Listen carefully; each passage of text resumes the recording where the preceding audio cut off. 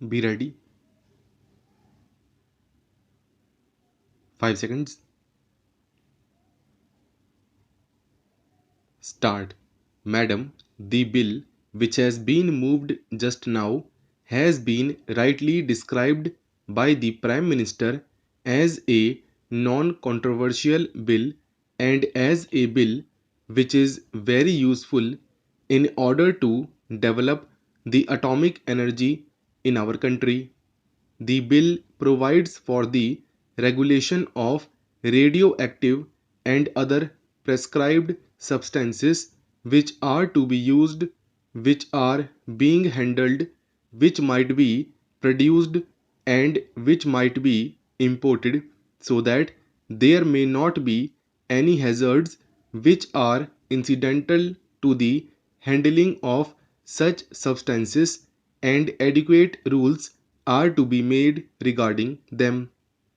As far as these rule-making powers are concerned, madam, there is one aspect of it which needs some consideration, namely, as far as the production of these substances in the country itself is concerned, the establishments in which these substances are going to be produced are to be governed and controlled as far as the safety measures are concerned, and as far as the factory acts are concerned by the central government. As far as this provision is concerned, it is desirable because these are not just ordinary factories, but these are factories that have to deal with certain substances for which special protection is necessary, and perhaps the Atomic Energy Commission is the right authority to determine what type of protection is necessary for that. At the same time, in the rule making power which the central government has taken, precautions should be taken to see that the safety measures regarding other aspects of the matter as far as the work of the labor in these factories is concerned are also of the same standard, if not of a better standard, as those provided for in the Factories Act elsewhere. That is, attention should not be concentrated only on the hazards incidental to the handling of these substances, but other amenities to which the workers are entitled in ordinary factories should also be provided for in any rules that might be made under this measure. Along with this precaution, this power is absolutely necessary, and therefore I support the same.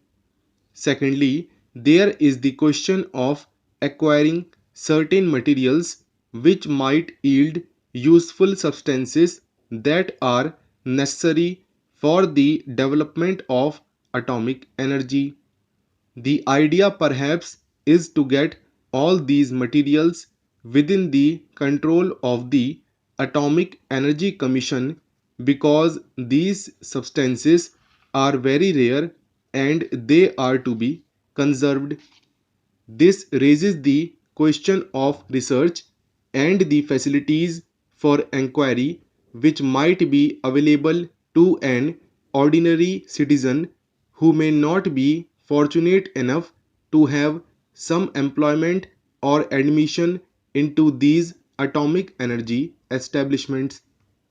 It is perhaps one of the conditions of modern life that any specific research and enquiry involve dangerous implications, so that they are to be controlled and coordinated under the aegis of the government, and to that extent perhaps the freedom of enquiry might be affected.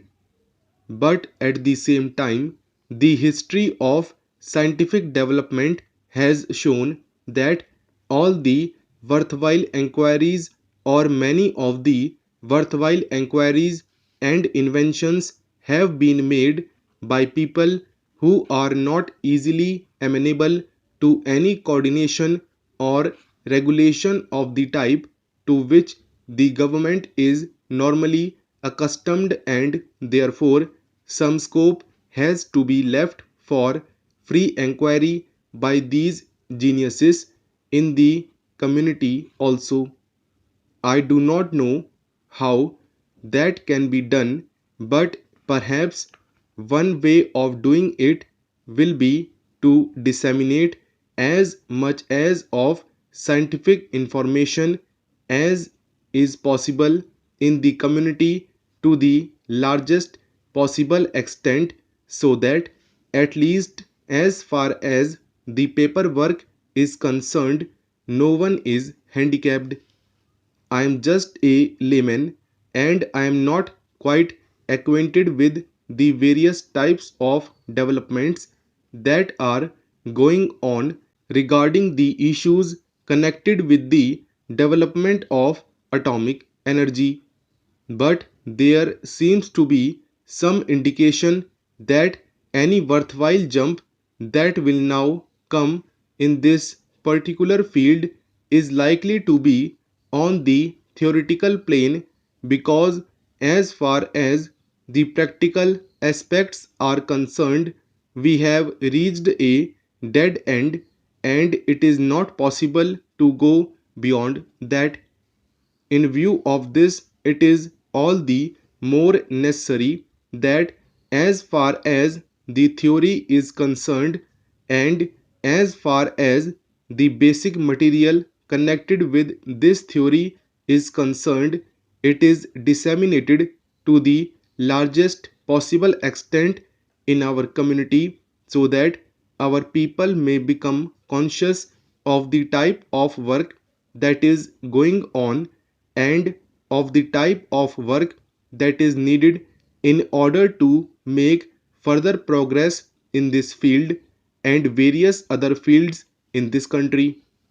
Thirdly, there is the question of acquiring certain mining rights as far as these substances are concerned. Here again, it is necessary that the authority should be centralized, and obviously it would be in the hands of the central government and the Atomic Energy Commission. But again, this also raises the further question of paying adequate attention to the interests of the states that are concerned, in whose areas these mines are located.